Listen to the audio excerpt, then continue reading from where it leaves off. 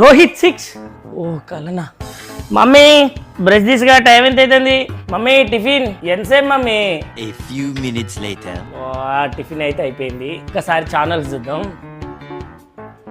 Friend గాడికి అని phone చేద్దాం. అరే మామ ఫ్రీ ఫైర్ ఆడుతున్నారా? వచ్చేయి మరి గేమ్లోకి వచ్చేయి. లేపేరావని మామ. మచ్చా ఏం చేస్తున్నావురా? అరే అరే పోతాడు రావాడు. అరే అరే ప్లీజ్. అరే మమ్మీ ఆకలి అవుతుంది బాగా, లంచ్ తీసుకురా మమ్మీ.